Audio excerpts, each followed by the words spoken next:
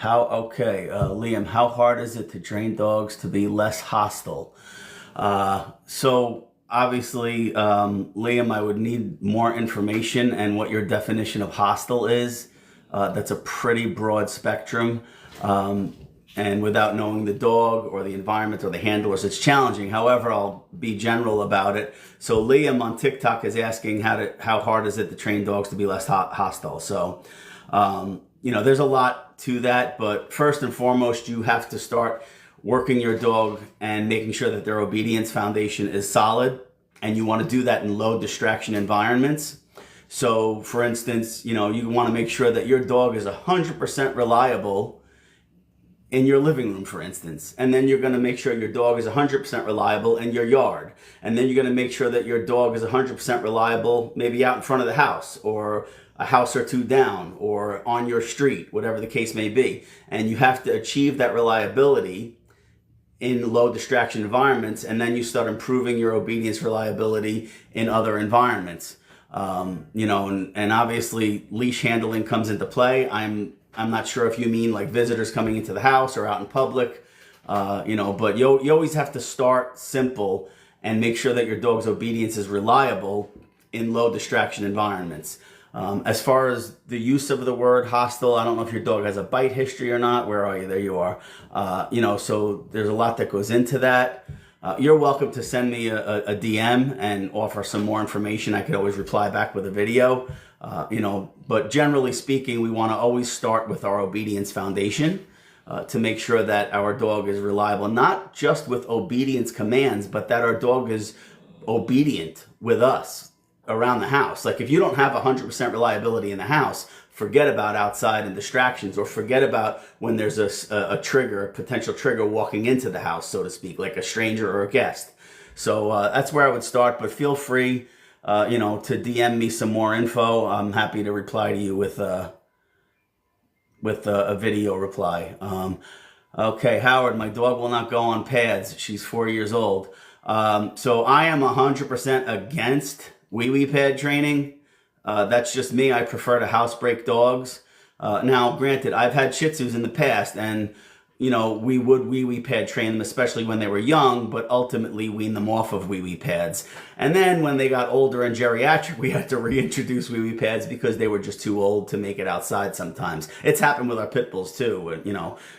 There was a point, one of our old pit bulls, Jake, years ago, he was 12 years old, starting to get, I hate to use this human term, but dementia. And he was on prednisone, and he would literally wake up in the middle of the night and his bladder would just let loose. He had no control. We literally had wee-wee pads all over our bedroom. But generally speaking, I'm not a fan of it. But that being said, the ideal way, they have like additives. You could put drops on the wee-wee pad to attract them. They also have wee-wee pads with attractant already in it. I find that the best way to do that, despite my opposition to wee pad training, is to capture, if she pees or something in the house, capture some urine and soak it up with the wee pad, and then put the wee pad down, and make sure that your wee pad is as far away from her regular areas as possible, meaning away from her food, away from her sleeping area, closer to the door that you want her to go out and eliminate. That's the best way to go about it. All right, so I'm going to hold off here. Let me hop over to Facebook. Okay. All right. Jennifer, how would you introduce a family without a dog to a foster dog you've had for 6 months? What am I looking for connection-wise between the dog and the family? So meet and greets for new dogs. I would keep it simple. Any kind of meet and greet, depending on the dog. If it's a really friendly dog, it probably doesn't matter where you meet. If it's a dog with any kind of social deficiencies, Jennifer, you probably want to meet in a neutral area if that's possible. However, some dogs with social deficiencies do better in familiar environments. So it really depends on the dog. And I would say that the family that's visiting for the meet and greet, you probably want to educate them and set their expectations that, hey, look, this is a dog, she's sweet or he's sweet, but they have some social deficiencies. It may take a couple of meet and greets for the dog to accept you a little. And then at the end of the day, food, right? Any kind of high value food is always good for meet and greets, provided it's just between, people and dogs. If it's a dog meet and greet, I absolutely do not recommend introducing food to the equation, because that's a variable you don't need for a dog-dog interaction. Ada, how's Tatum? Tatum's a dog we have here through Perfect Match Rescue. Tatum is amazing, Ada. She's blowing coat, so she's driving me nuts. For anyone watching, Tatum is a husky. She's available for adoption through Perfect Match Rescue. Anyway, Ada, she is blowing coat and driving me nuts. I mean, I literally brushed 16 dogs off of her already. All right, let's hop back on Facebook. Okay, we got the pit pads. Jen, my dog continually barks in my face. Well, is that a successful behavior for your dog, Jen? Does it work when she barks in your face? Do you give her attention? There could be, I see the smiley face, so it's probably just a goofy comment, which is totally cool. But I gotta admit, with Deuce, he's our old guy with cancer, and I was very strict with him most of his life, and he's got me wrapped around his little paw right now. He whines and barks in my face for me to let him out. Now, he's got cancer, he's on prednisone, so I get up off my butt and I let him out. And that turned into, in a very short time, of him bossing me to let him out. Because I don't know if he's got to pee, I don't know if he's sick. So, but generally speaking, any unwanted behavior, any behavior that we want to discontinue, we have to first ignore it. And so it depends on what the barking is, and if it's even a problem. Some people don't mind. They don't mind the problem. They don't mind the barking. They think it's cute and endearing. So behavior problems are relative. What's a behavior problem in one home is not necessarily a behavior problem in the other home. Okay. So there's these gifts. I'm not familiar with TikTok Live, but thank you for the gifts. I don't know what they mean, but thank you. All right. Hey, Joel. Okay. She's the boss of me. Yes, I know. I hear that. Hey, bro, how's my nonstop mush gunner, Miss Deuce and Sable? Thanks, Joel. All right. Back over here. Deb, Abby's still grieving Max. She is always moping around. I know. It's bad. I mean, we can't underestimate the fact that dogs grieve as well. So one of my Facebook attendees recently lost a dog, and the other dog is grieving. And yeah, grief is it's tough for all of us with our dogs. And I mean, my first thought, just because I'm insane, is get another dog. But there's ways around that. Increasing their mental stimulation, obviously more walks, more outings, things along those lines can help Abby with her loss of Max. It helps us too to get out and do stuff. Sometimes dogs are older and they can't do things that we normally would do to help them overcome their grief. But we can still do enriching things around the house. We do the best we can. There's supplements like, CBD oils, calming treats, things along those lines. But it's a tough one. And, okay, let me just scroll up here. Okay. Lucero. Hi, Lucero. I do remember your new pup. Turned out to be an awesome pit, which, one of my Facebook, I shouldn't say friends. We're actually friends in real life. So, she's great on leash, so sweet, listens to commands. Not perfectly, that's okay. Anyway, she turned into a killer. She has killed 4 groundhogs, a possum. She will hunt squirrels if a bird passes. Yeah, so Lucero, I don't know if you remember Amber, our old pit bull, our old therapy dog. I think you remember her, but she was amazing. She was an amazing dog, but she was a hunter. She caught a couple of possum and stuff. So it happens. We love pit bulls, but they're terriers at heart. So, I get it. But yeah, squirrels, birds. We socialized her. She's good with other dogs, but after so many murders, I'm afraid to bring her around other dogs. Yeah, so generally speaking, small prey drive, small prey drive is not always associated with, with social capacity towards other dogs. Now, it could translate to small dogs, but generally, if she's good with dogs, she's probably good with dogs. Just, my feeling on the take is we always want to put our pits in a position to succeed. So, if it's a known quantity, and you know the dog and you could do the right intro, or if she already has doggy friends, keep perpetuating that doggy friend. Keep her around the dogs that she succeeds with. So, hi, Harolyn. So I hope that helps. Oh, let me scroll up here. Okay.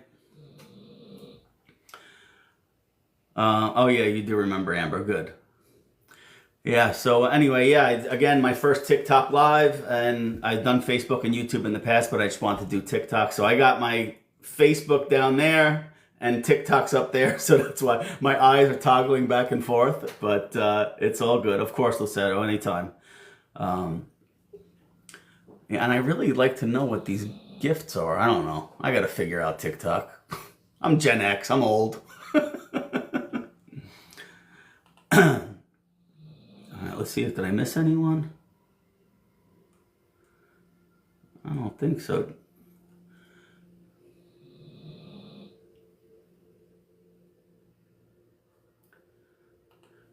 All right, so I'll chit chat while we're waiting for any other questions to chime in.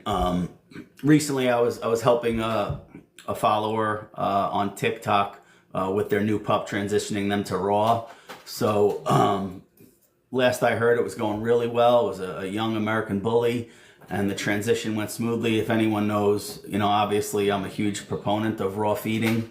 We were talking about transitioning to raw and how I feel about kibble, and anyone who's known me for a period of time, even though I used to sell kibble in my holistic shop up in Jersey years ago, I am not, I'm not a fan of kibble. I'm a fan of raw, fresh food, home cooking, that kind of stuff.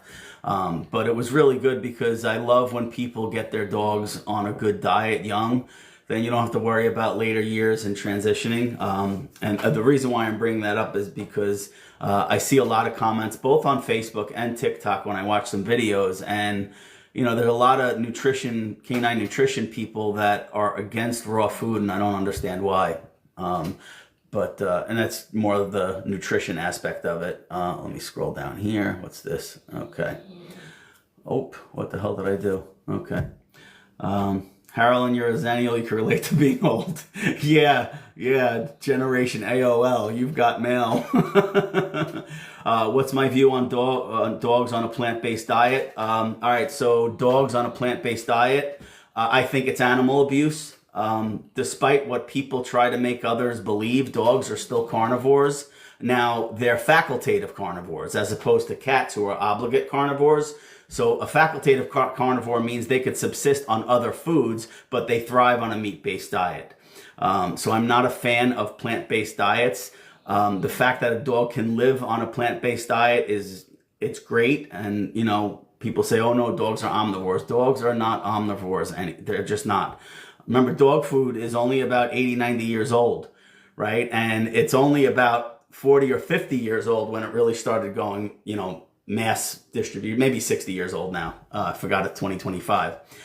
So dogs did not evolve into a different creature in 60 years after 10,000 years of evolution. It's, I'm not a scientist, but I'd be hard pressed to know any other animal that evolved into a different creature in 60 years after 10,000 years of evolution. That being said, a lot of dogs do well on plant-based dry foods, like kibble, because they're fortified with vitamins and minerals and they can do just fine. Just because I'm against it doesn't mean a dog can't live a healthy life on it. I give my dogs, meat, even the ones that are eating kibble, they get a lot of meat in their diet. And then, a couple, three of our guys now are they eat raw food. And then our old pack, they all ate raw for years. Our pit bulls and our shih tzus, they all ate raw. and they did great. So, Candace, does raw truly mean raw? Can you give us an example of a meal for a bully? How much protein should a 1-year-old 65-pound dog have per day? Okay, so let me just check TikTok again, make sure I'm not missing anyone. Okay. All right. So Candace on Facebook is asking about what I mean by raw. So raw, I mean raw meat, uncooked. Now, if someone knows how to prepare their own diet properly at home, a fresh prepared raw diet is the best. You just have to make sure. Who is this? Invite you to co-host. I don't know who you are. Sorry. You just have to make sure you know how to prepare a diet. Now, fortunately, nowadays, raw, commercially available raw diets are far and wide. There's so many available that you don't have to worry about preparing your own. So you can certainly just buy it. It'll be a little more expensive, than preparing your own, but not much nowadays because meat's so expensive now anyway. So so raw means raw, and as far as a ration goes, I can't really, it depends on the dog and their needs and their life stage and things like that. But generally speaking, you want like 90% muscle meat, 85-90% muscle meat, 5 to 10% organ meat, and then maybe 5% of non-starchy vegetables, usually green leafy vegetables, stuff like that. And then you definitely need a calcium source if you're preparing your own. One of the biggest issues with people who prepare their own raw diets is lacking a calcium supplement, because muscle meat and organ meat it's imbalanced phosphorus to calcium ratio of 20-1. Dogs have a calcium to phosphorus ratio of about 1.4-1. So just feeding meat and veggies is highly imbalanced. That can cause a lot of problems. So the number one issue with people preparing their own is inadequate calcium source, among other supplements that you might have to provide in your dog's ration. As far as how much to feed a 1-year-old 65-pound dog. So you have a 65-pound 1-year-old bully. So if this is an American bully, it probably is closer to its adult caloric requirements. So if it's a 1-year-old pitty, then they're still probably on their puppy requirements as far as raw feeding goes. So so a 65, the formula for feeding a dog on a raw diet, for instance, is about 2 to 3% of their body weight, right? So, for instance, a 50-pound adult dog eating a raw diet would be on about a pound a day, right? That's a ballpark. A 65-pound dog would probably be anywhere from 1.25 pounds to 1.5 pounds, depending on their energy level and the breed and things like that. Like a Yorkie is still a puppy at a year old. So a Yorkie puppy might be eating like 5 to 10% of their body weight during puppy stages. So adults, the formula is generally 2 to 3% of their body weight. Puppies, it's somewhere around 5 to 10%, depending on the breed and activity level. But I don't know what this is, Hassan, and I don't know who you are. Go away. But the best thing to do if anyone's thinking about switching to raw, the best thing to do is go buy a commercially available raw diet and start there, because it's already prepared and for you. And then bacteria is the other thing that crops up. So a healthy dog, there's very low risk for bacteria feeding a raw diet. Now, if you're buying a commercially available raw, almost all the commercially available raw diets nowadays are what they call HPP, high pressure pasteurization, or some people call it high pressure pasteurized. And it's the process where they put their food in a gigantic cylinder. I mean, we're talking about hundreds and hundreds of pounds of food in a gigantic cylinder with ice cold water, and it spins around a gazillion miles an hour and kills off all the bacteria. So there's a very, very low risk of feeding commercially prepared raw diets, low risk of bacterial issues. And just look at, anyone who's into research, if you want to know about, recalls in the pet industry, look at all the recalls in the pet industry. Almost all of the pet food recalls in the pet industry are in dry food. So I'm a numbers guy. Forget about the fact that I know dogs can handle raw meat, starting with their stomach and the acidity levels in their stomach. But let's just look at the data in the pet food industry. Almost, not some, not a majority, almost all of of recalls in the dog food occur in dry food. So that tells me a lot. So I hope that helps, Candace. All right. By the way, how's your pup doing, Candace? I know you had a little thing a couple of weeks ago. Hopefully he's recovering well. Jennifer just brought in an 11-month-old male, unneutered, unaltered into my home and pack. He's really brought Sparkles out of her shell.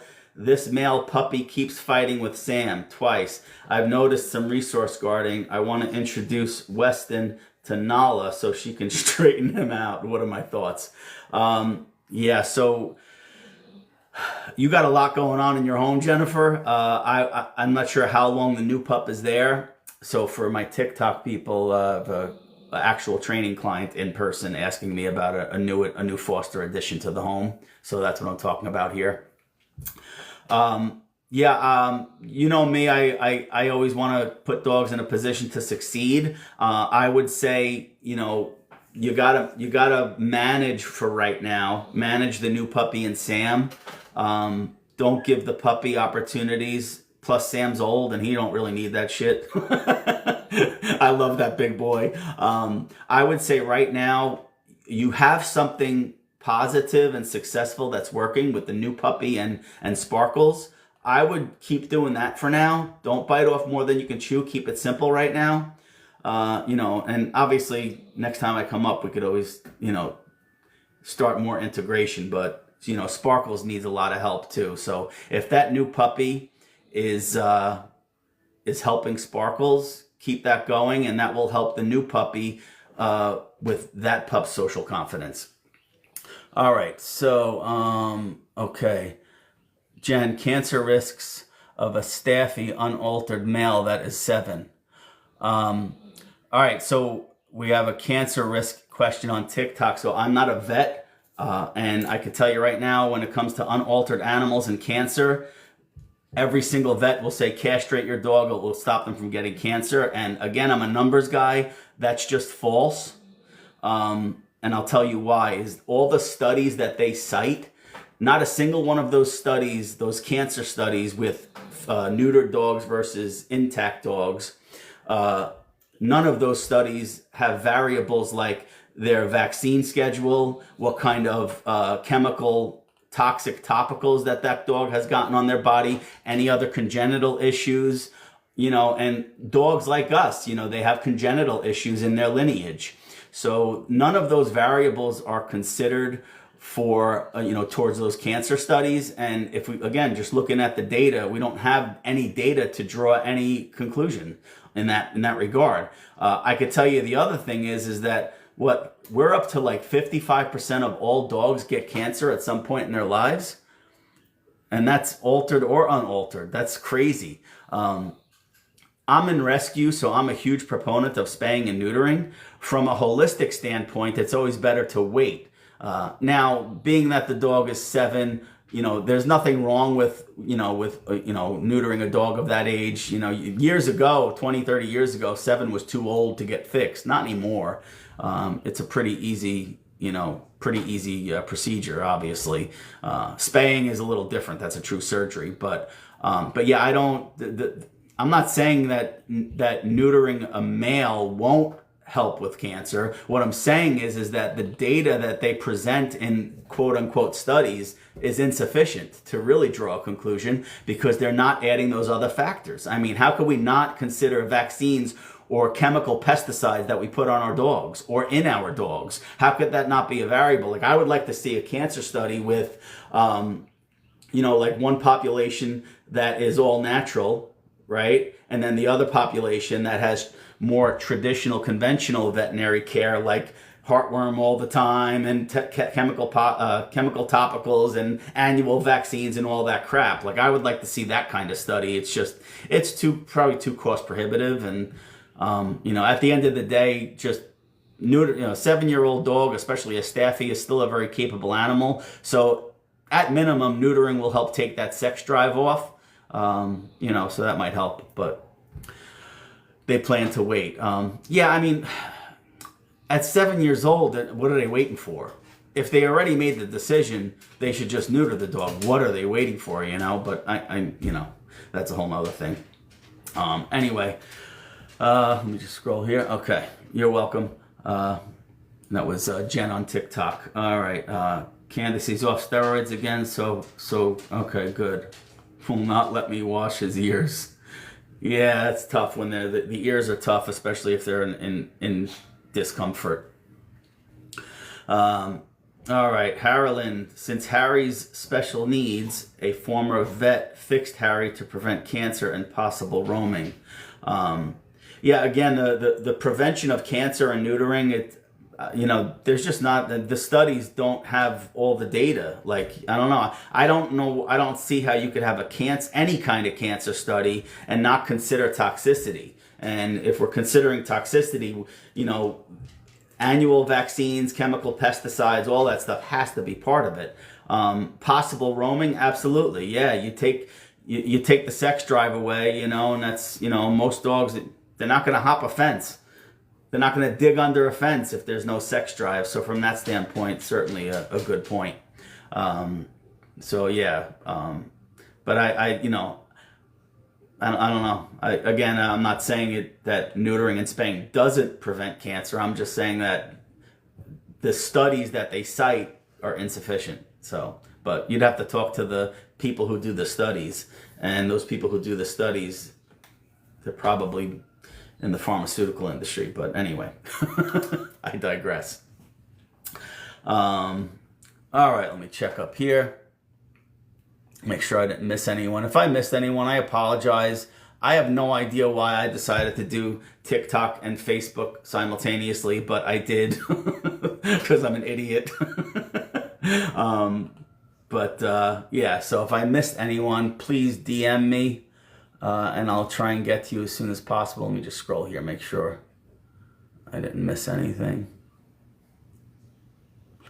All right, I think I got everybody. All right, so yeah, I'll wait for any more questions. In the meantime, just from a behavior and relationship standpoint with dogs, I'll offer some superficial information. Excuse me. That's okay, Harlan. The same thing is on TikTok as what you're watching on Facebook. So, hey, Jamie. Yeah, so if you ever need to work on dog behavior in your home with your dog or multiple dogs, you always start simple. Obviously, we want to start with obedience. Obedience can lead to a dog being obedient. Obedience and obedient are two different things in my opinion. Obedience are tasks that dogs perform. Obedient means that your dog listens to you, all the time. And that's more of a reciprocity thing and a relationship thing. Whereas, obedience, they're usually working for something, some kind of motivator. A dog that is obedient, you have a relationship rooted in reciprocity and trust. But we always start with obedience, and, that's the best way to start working our dogs. And, consistency around the house. I say it all the time, the more consistent we are in our behavior, the more consistent our dogs will be in their behavior. So, all right, what time is it? It's about 9:30. Well, thank you for these gifts. Again, I have no idea what they mean because I my first TikTok live, but thank you for these gifts and things. I don't know what it means, but thank you. I'm sure I'll figure it out. Let me just scroll here, make sure I didn't miss anyone.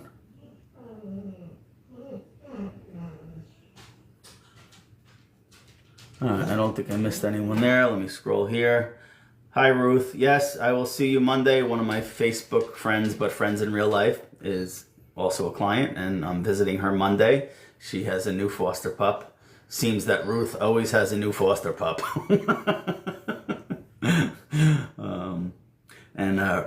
Both Ruth and I was speaking earlier about Jennifer with the 11-month-old. They both volunteer for Freedom German Shepherd Rescue here in North Carolina. So if anyone's looking for a German Shepherd Rescue pup, Freedom German Shepherd Rescue, they have some amazing dogs. So check them out. Again, it's Freedom German Shepherd Rescue. And then earlier I was talking about Tatum the Husky with Perfect Match Rescue. Perfect Match Rescue is also here in North Carolina, and they have some amazing dogs. So definitely check them out.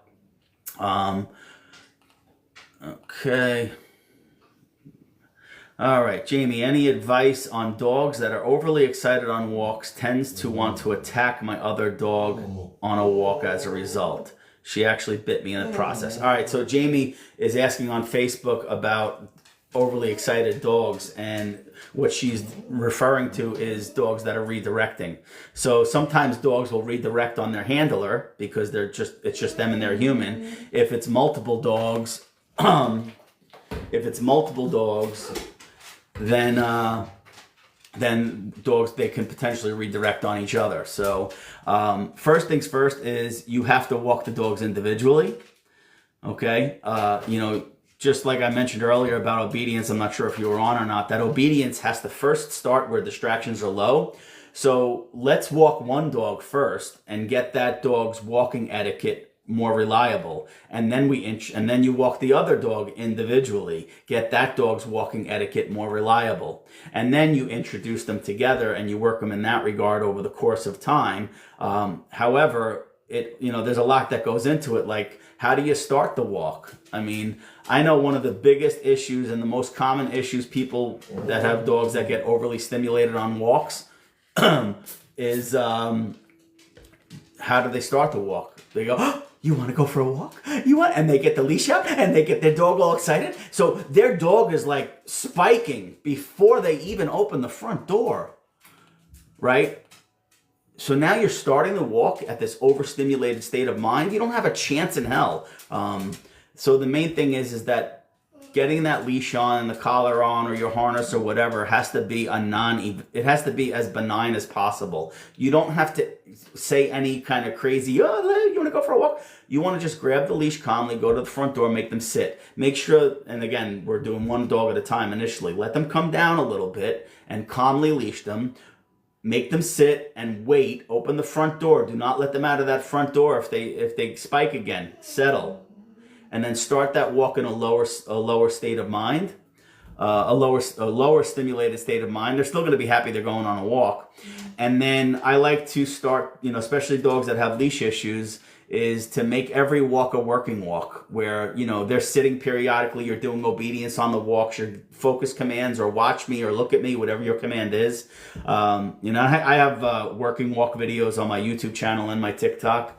But basically, a working walk it's not about walking the dog, it's about working the dog. And what I mean by working is obedience, getting them to perform on walks, focus on us, doing figure eights, big squares, rectangles, triangles, redirection. We want to do a lot of things on walks with one dog, get that dog working reliably for us on walks, right? And yes, on walks, we should give them the opportunity to sniff and inspect and be a dog.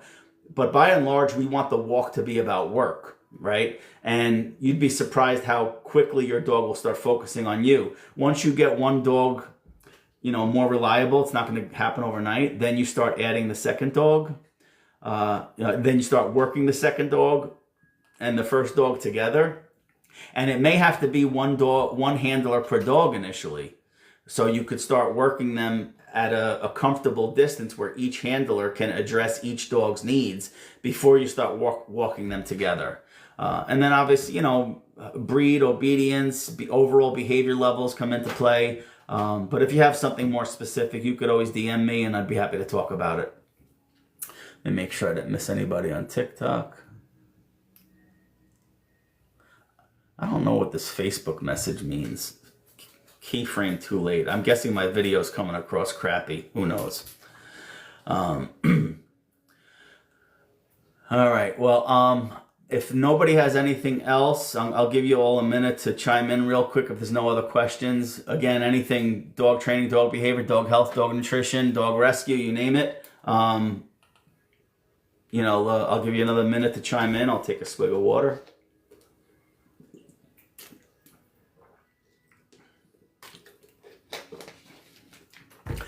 All right, and then also, I know some people aren't comfortable putting messages out here, so if anyone has questions, You could DM me. I do my best to get to them all.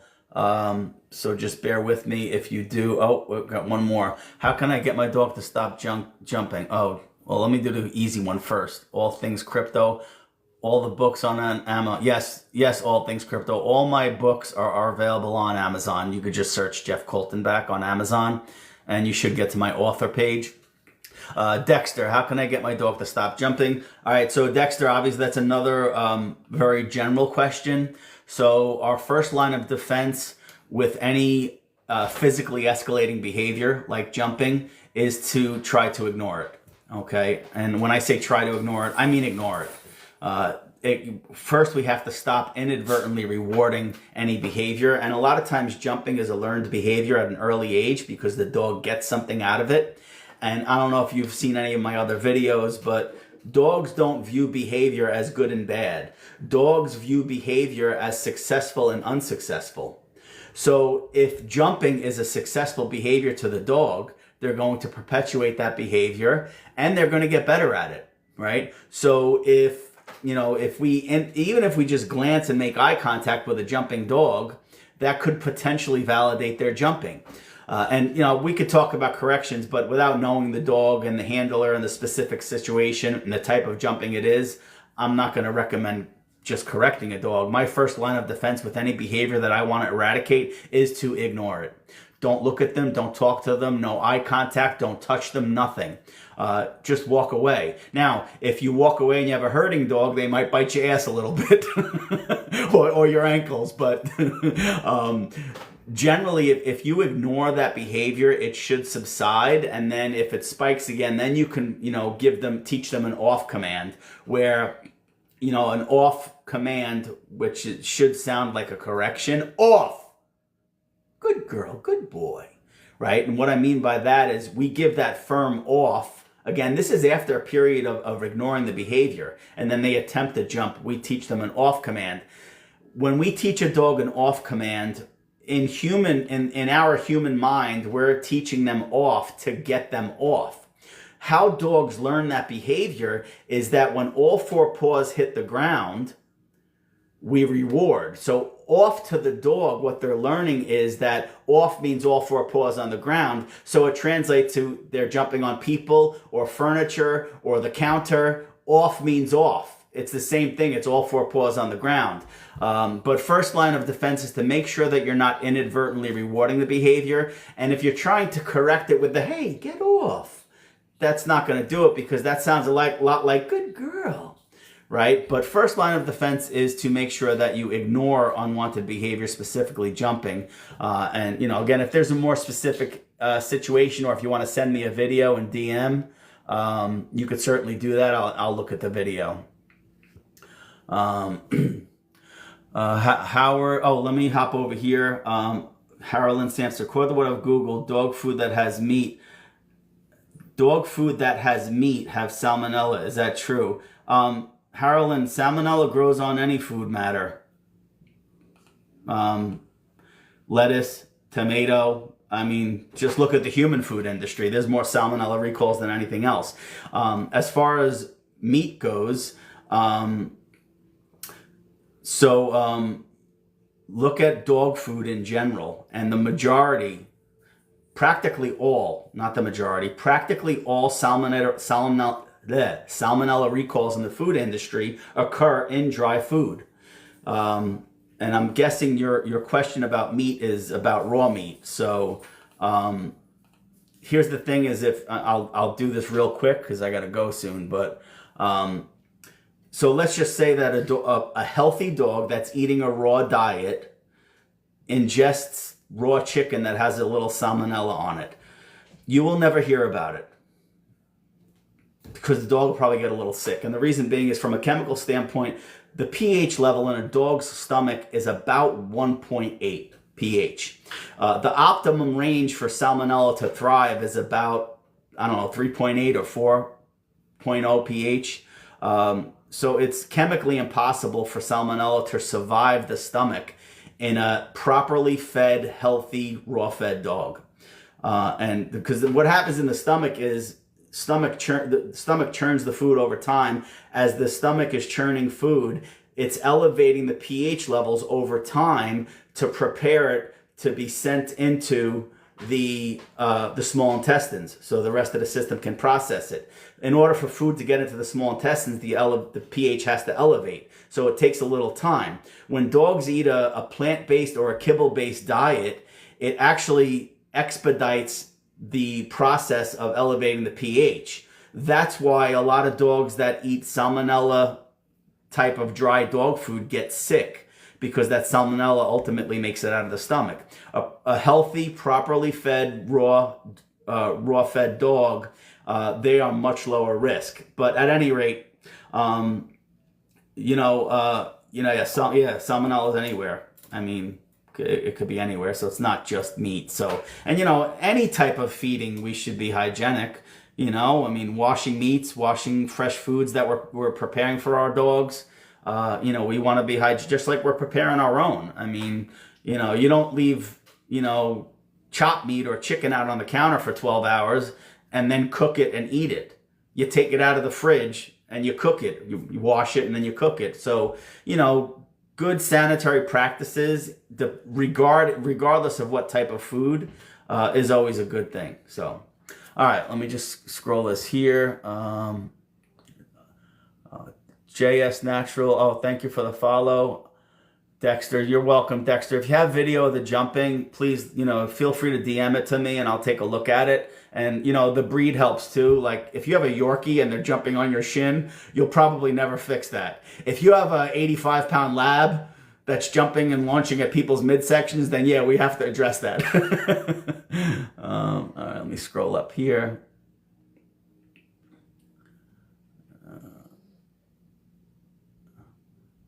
JS Natural Farm, dogs are tough.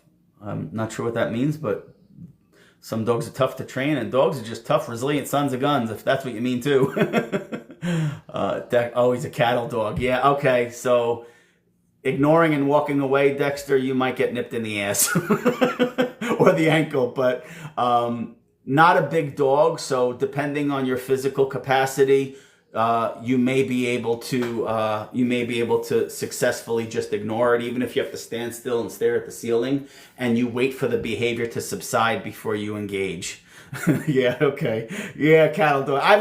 My ass got nipped. I've been in homes on private sessions, Dexter, where I'm showing people and I tell them, look, this is what I'm going to do. I'm going to ignore, and then I'm going to walk away, and there's about a 95% chance your dog's going to nip me in the ass or the ankle. So anyway, all right, back over to Facebook real quick before I log off. Lisa, I know I'm to ignore bad behavior, but I have this temporary foster who I try to ignore when she jumps on me, but she keeps coming after me and then starts to nip. All right, so Lisa on Facebook is talking about how, I always want to ignore behavior, but the puppy keeps trying to jump on her, and Lisa ignores it, but the puppy keeps coming after her and then starts to nip. All right, so what Lisa is referring to is what we call in psychology an extinction burst, okay? See, the purpose of ignoring is to implement an extinction protocol where a dog's previously successful behavior no longer produces the same result. They will abandon that behavior, hence the extinction. What Lisa's referring to is an extinction burst, right? Extinction bursts occur when we ignore, and extinction bursts generally occur right before the dog abandons the behavior, but because it's an escalation, we react to it, and then it's like starting all over. So we actually taught the dog resilience and persistence, right? Now, depending on the level of nips, if you can handle it, work through and ignoring those nips, I don't want to put you in risk, obviously.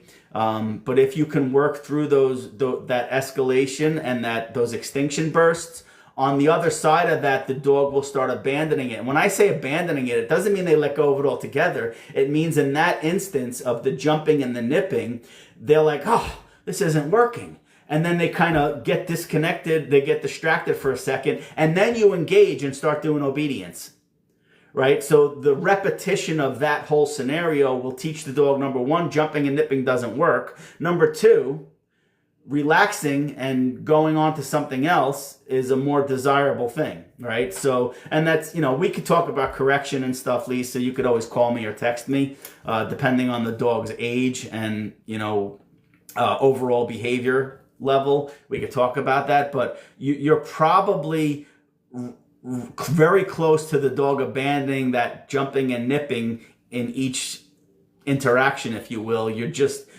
You're ultimately kind of giving in, and that's the dog is I don't know, you can correct me if I'm wrong, but the dog has probably gotten a little more persistent and a little more resilient at it, because the dog is learning escalating my behavior is my go-to now, right? So you're probably just on the cusp. So I know I kind of threw a quick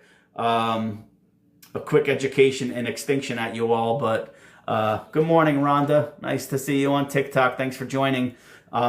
Anyone who joined, I was going back and forth between TikTok and Facebook. So, but yeah, so Lisa, you're probably close. The main thing is when in doubt, try to ignore and get that dog disconnected for a split second and then right onto obedience and keep the dog occupied, and then give the dog some kind of desirable chew treat, and it depends on the age too. So, how old, let me see, did you mention how old the dog was? No, I don't think you did. So I hope that helps. But again, you could always reach out to me. I'm happy to help you.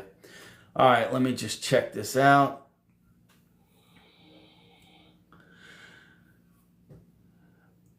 Ruth, I say Facebook friend, but we're friends in real life. So Ruth is asking me about Pops, who is Lisa's dog.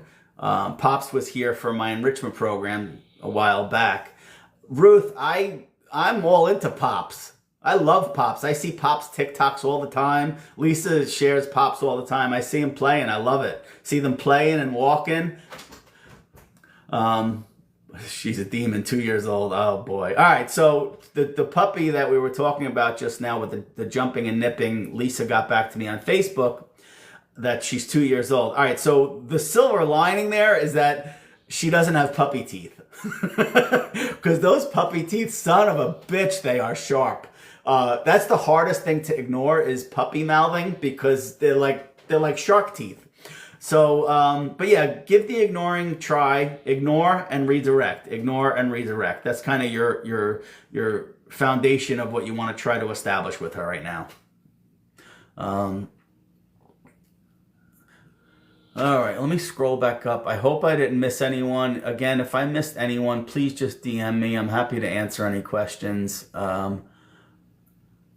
Howard, good veggies. I'm guessing Howard's asking about good vegetables for dogs. Yeah, none. Dogs have no dietary requirement for vegetables at all. That being said, some people like to give their dogs vegetables as a snack. Or if it's in a home-prepared diet, it could comprise maybe 5%, 10% max of their ration. But as far as treats go, meat-based treats are my favorite treats for dogs. Jerky, depending on the dog and their capacity to chew certain recreational chews. Beef trachea. I get esophagus all the time from my guys. It's not a long-lasting treat. Bully sticks are good, but you got to be careful depending on the dog. But trachea are probably my favorite treats because they're nutritious, they're easily digested, they don't add to obesity. So beef trachea are really good treats for dogs. If people are hell-bent on giving their dog vegetables, I'm trying to think. I can't even think of a vegetable I would give my dog as a treat all the time. It's not to say that my dogs don't get a baby carrot here and there or a carrot, but I don't know. There's nothing that a vegetable does for a dog as I'm guessing it's for a snack if it's in the ration. Again, no more than 5 or 10% of the ration. Saying if it's in the ration, green leafy vegetables are fine. And again, it depends on the dog's needs. This is where seeing a dog's blood work, their age, their health status, any medical conditions. There's a lot that goes into, because at minimum, stay away from starchy vegetables, like no potato, no sweet potato. And if you ever see those dehydrated vegetables in pet stores, like dehydrated sweet potato, stay away from them. They are bad for dogs. You got to remember, dehydrated vegetables go into a dog's stomach and then they rehydrate and then they get larger. It could cause some digestive issues on top of things like pancreatitis. Meat and fat is always blamed on pancreatitis, but most dogs that get pancreatitis don't have any meat in their diet, and it's usually some other foreign matter that caused it. So, Harlan on Facebook is asked. Oh, let me make sure. Okay. Marilyn, I see you, Rhonda. Give me a minute. Harlan on Facebook, do you object to greenies? So greenies, their new formula, I'd have to look up their ingredient list. Generally speaking, I'm not a fan of them. They do nothing for periodontal health over time. Their new formula is probably better than it used to be. But yeah, I would never give my dogs. Personally, I wouldn't give my dogs greenies. That's just me. I'll give my dogs duck feet, chicken feet, duck necks, turkey necks. Dried turkey necks are really good for periodontal health. But the thing is if we're feeding our dog a good food, their teeth are going to be in better shape, right? The lower the quality of food, the more likely they're going to have periodontal issues. I've never done a dental cleaning on any of my dogs because most of them have been raw fed. Plus, we brush teeth and give them recreational chews, like the things I just mentioned. Small dogs can eat beef kneecaps, which are good for small dogs to chew on for periodontal health. Larger dogs can eat beef knuckles. All right, so Rhonda, you have a Great Pyrenees who countersurfs and does the... Rhonda has big dog problems.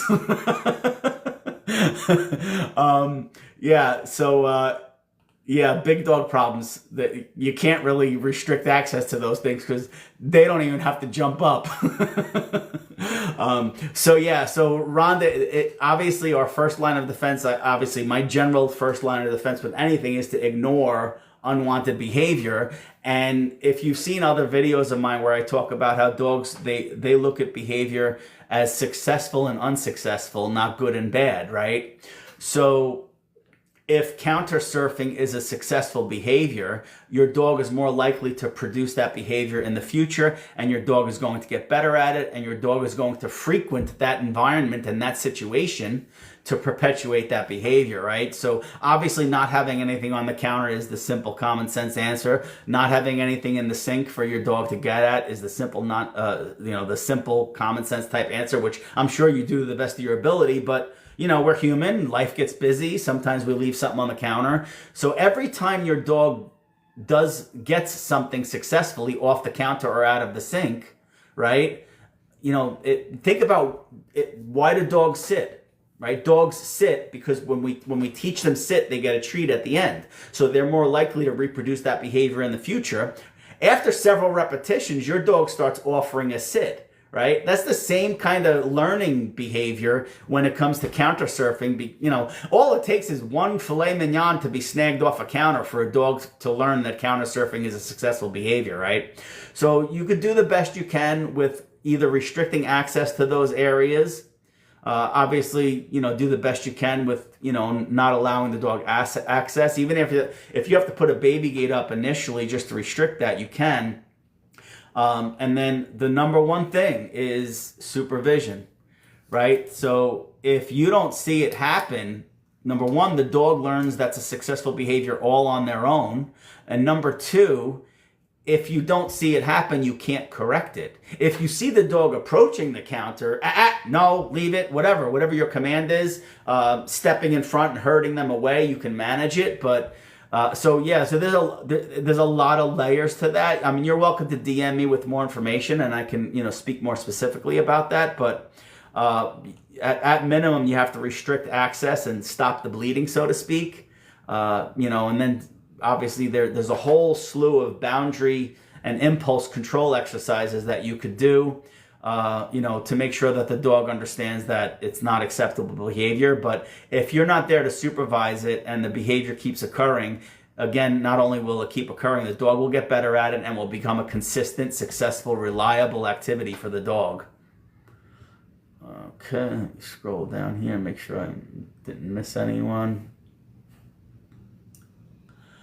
Yes, one is 95, the other is 120 pounds. Oh boy. Um, all right, so I think, okay. I have a 6-month-old Rottie and a 3-year-old small mixed breed, both females. The little dog, Rhea, did you cut off your question? You just made a statement, so I'm not sure. Let me scroll down here. The other one stole 2 ribeyes off the counter before we put it on the grill. Rhonda, I don't mean to laugh. I mean, I'm just laughing because we've all been there. We had a family, though. My brother's one pit bull used to open the fridge. I'm not even kidding. He used to open the refrigerator door. They had to get child locks. They had grown children. They had to get child locks on their refrigerator to prevent the dog from opening it.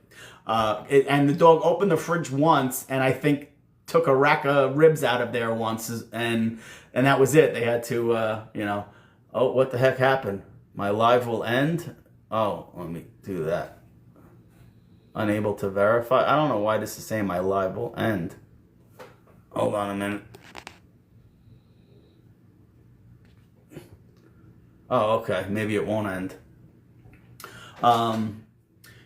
Yeah, one ribeye is all it takes for that behavior to be successful, Rhonda.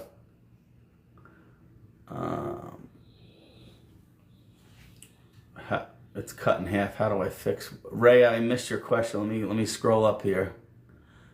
I have a 6-month-old Rottie and a 3-year-old small mixed breed, both females. The little dog, and that's all I see, Ray. I don't see any other question on there. And you just say, how do I fix this? It cut in half. We love them. We just ate sandwiches. Right? Well, let me scroll up here.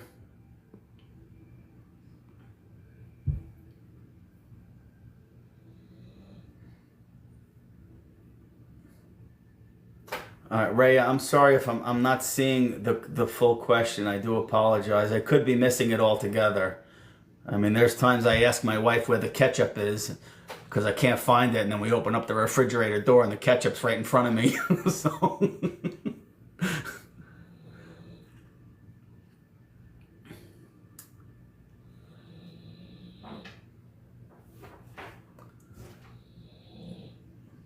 So I don't see your full question, Ray. I apologize, but you have the young female Rottie and the adult female dog. Oh, here we go. My small dog attacks the Rottie. Oh, okay.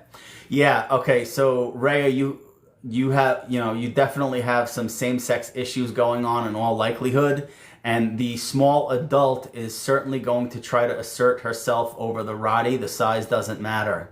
Okay, so your first line of defense there is to make sure that you are walking them together and doing a lot of things together.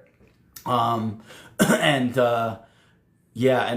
sure you're there to supervise. I'm not sure if you're crate training the Rottie, but making sure that they're not constantly in each other's faces and stuff, because once the Rottie matures, that same-sex conflict, right now it's one way. As the younger dog matures, it could become a 2-way street, so to speak, and obviously the small dog always loses that battle. Send me some video of what you mean with the attacks, or how they interact with each other. If you send me a video, I can take a look at that and see exactly what's going on. Let me check Facebook. All right, one more and then I gotta run. Oh, El Toro. Hi, Jeff. How do I get my little dog to stop going after other dogs? Okay, so, El Toro, do you mean like on leash, that the dog's barking and lunging? Oh, hey, Ray. On leash, yeah.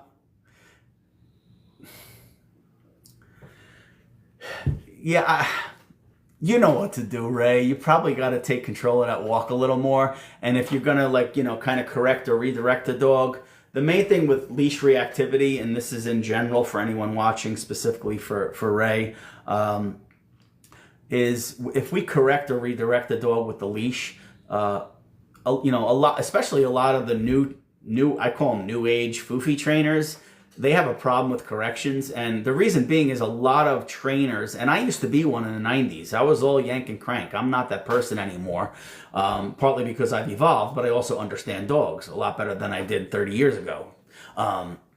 So when we correct or redirect a dog, right, if we're using a leash correction or something like that, we have to correct shifts in body language, which usually only involves a little quick tap on the leash and then a redirect and do some positive follow-up with that.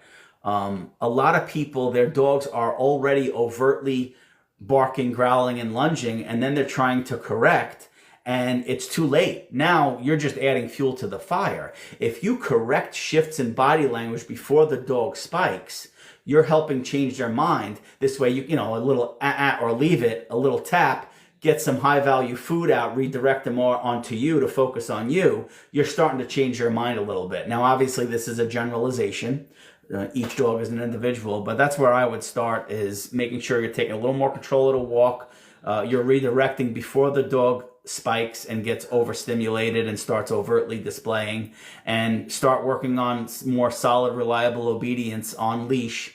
And you got to make sure that your obedience on leash and the dog's focus on leash is good when nothing's going on. It has to be 100% reliable when nothing's going on. If it's not, forget about when there is something going on. But thanks for the question. Oh shit, what did I do here? All right. All right. All right, so we're a little over an hour right now, and I'm going to call it quits for now. Partly because my ass is killing me sitting on this chair this long. And my dogs have to go out, and I got to take care of all the rescues here. So, but yeah, anyone, if I missed anyone, please DM me, whether it's on Messenger and Facebook or TikTok. Just send me a message. If we talked about any videos, send me some videos of your issues, and I'll certainly try to address them as best I can. So, but anyway, let me end this. And again, thank you everyone for joining. And I hope I got to everyone, and thanks for your contributions as well. And I'm going to try and do more lives. It's fun. It's interactive. So let me, I don't even know how to close these freaking things, but all right, we'll end Facebook first, and then let me see. I have no idea how to end TikTok.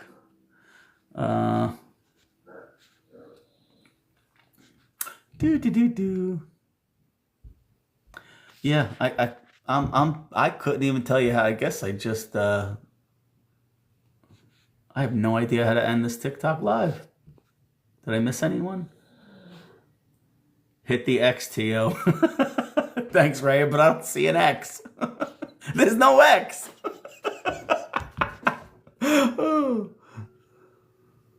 Oh, wait, what's that? There we go. It was a power button, not an X. It was a power button. But thank you, Raya. Love you, honey.